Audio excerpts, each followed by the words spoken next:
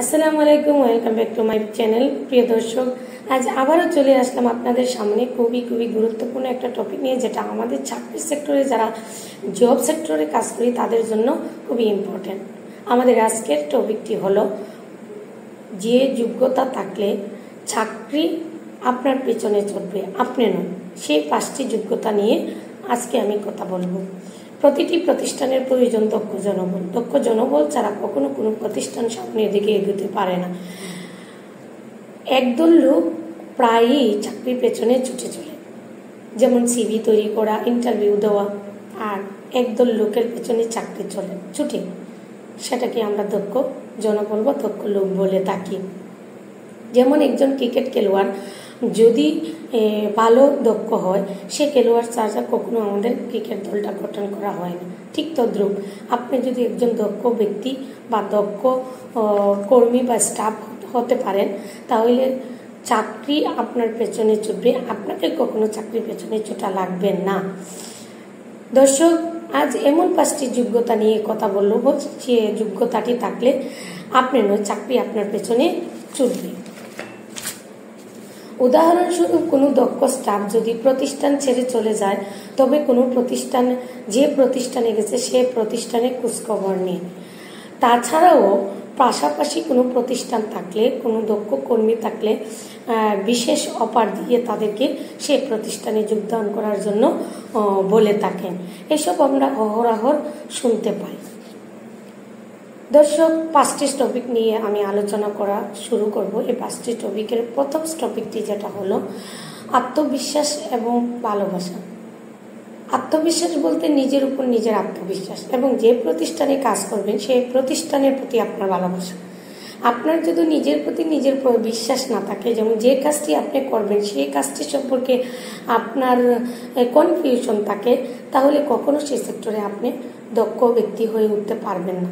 এছাড়াও আপনার দক্ষতার সাথে যে পাশাপাশি যে জিনিসটি দরকার, সেটা হলো ভালোবাসা। যদি কোনো জিনিসের প্রতি আপনার আদর ভালোবাসা না তৈরি হয়, তাহলে সেখানে কখনো আপনি সাকসেস করতে পারবেন না। আমার মতে আত্মবিশ্বাস এবং ভালোবাসা, লাভ অ্যান্ড কনফিডেন্স, এই জিনিসটি যাদের মধ্যে নাই, সে কখনো এনজিওতে বা জব সেক্টরে কখনো দক্ষ ব্যক্তি হিসেবে গড়ে উঠতে পারবে না। দ্বিতীয়ত, জ্ঞান ও দক্ষতা, নলেজ অ্যান্ড স্কিল, এই জিনিসটা যার মধ্যে নাই, সে কখনো এনজিও সেক্টরে অথবা জব সেক্টরে টিকে থাকার আর যুদ্ধে টিকে থাকতে পারবে না। বিশেষ করে আমরা যে যোগ্যতাটা নিয়ে কথা বলবো, সেটা হলো নলেজ অ্যান্ড স্কিল। আপনি যে সেক্টরে নিজেকে যোগ্য মনে করেন, জানা, সেই সেক্টরে আপনি কাজ শুরু করবেন।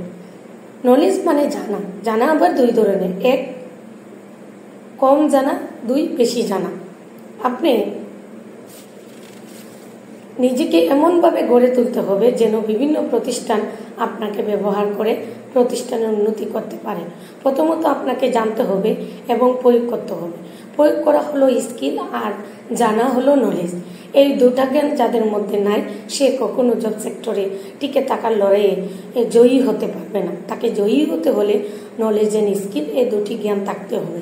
তৃতীয়ত, নেটওয়ার্ক করতে পারে। যেমন ধরেন, নেটওয়ার্কে আপনি অফিস থেকে বা আপনার গ্রাহকের সাথে আপনার একটা কমিউনিকেশন বা নেটওয়ার্কিংটা যদি দূরদর্শীয়তা হয়, তাহলে অবশ্যই সেক্টরে আপনি দক্ষতার পরিচয় দিতে পারবেন। তাছাড়াও ফান্ড রাইজিং এর দক্ষতা থাকতে হবে। ফান্ড রাইজিং বলতে বিভিন্ন ব্যাংক বা প্রতিষ্ঠানের সাথে আপনার যে ফান্ড ট্রানজেকশন, সে বিষয়ে দক্ষতা থাকতে হবে। বিশেষ করে আপনার পরিচিতিটা, আপনার কতটুকু পরিচিতিটা আছে, সে জিনিসটা গড়ে তুলতে পারলেই আপনি সেখানে টিকে থাকতে পারবেন। এছাড়াও আপনার কথা বলা, আপনার প্রেজেন্টেশন, আপনি নিজেকে সবার সামনে পরিচিত করার যে একটা গুণ বা অ্যাক্টিভিটিস থাকতে হবে, সেই জিনিসটা থাকতে পারলেই আপনার নেটওয়ার্কিংয়ের যে দূরদর্শিতা, সেটা ফুটে উঠবে। বিশেষ করে এই সেক্টর বা জব সেক্টরে টিকে থাকতে হলে আমাদেরকে সব সময় দূরদর্শী নেটওয়ার্কের দক্ষতা থাকতে হবে। চতুর্থ, তথ্য প্রযুক্তির সাথে নিজেকে আপডেট রাখতে হবে। যেমন ধরেন আমি যে ডিভাইসটা ব্যবহার করছি, সেই ডিভাইসটা আমি 20 বছর আগে ব্যবহার করতেও পারতাম না, বা ব্যবহারের জন্য সেটা আমি পাইতাম না। এখন যে জিনিসটা আমি ব্যবহার করছি, যেমন ধরেন মোবাইল ফোন আমি ভিডিও করতেছি, সেই জিনিসটা আমি ব্যবহার করে আপনাদের সামনে পৌঁছানোর যে প্রসেসিংটা, যুগ উপযোগী একটা ডিভাইস, এই ডিভাইসটা ব্যবহার করে আমি আপনাদের কাছে যেতে পারছি।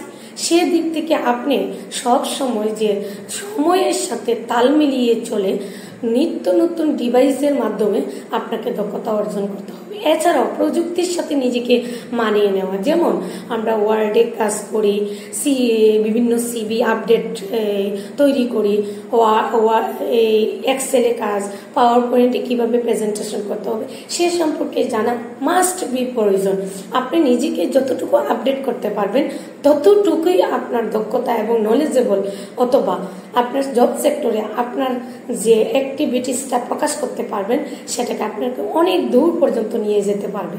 তাই আমি বলতে পারি যে এই সব গুণ আপনার মধ্যে থাকলে কখনো আপনাকে চাকরির পেছনে ছুটতে হবে না, চাকরি আপনার পেছনে ছুটবে। সর্বোপরি সর্বশেষে আমি যে বিষয়টা নিয়ে আলোচনা করবো সেটা হলো নিজেকে নিজের সমালোচনা করা। আপনি কোন জিনিসে দুর্বল, কোন জিনিসটা আপনার মধ্যে নাই, আপনি কোন জিনিসটা করতে ব্যর্থ হচ্ছেন, সেই জিনিসটাকে জানা, সেই জিনিসটার সঙ্গে অ্যানালাইসিস করা, সেই দুর্বল দিকটা কুটি কুটি বের করে সে জিনিসটাকে ডেভেলপ করাই হচ্ছে আপনার কাজ। তাছাড়া কেউ যদি আপনার ভুল ধরিয়ে দেয় তাকে ধন্যবাদ দেওয়া, কারণ কোনো সময় নিজের চোখে নিজের ভুলটা দেখা দেয় না, উপরের ম্যানেজমেন্টগুলি আপনার ভুলটা ধরিয়ে দেবে।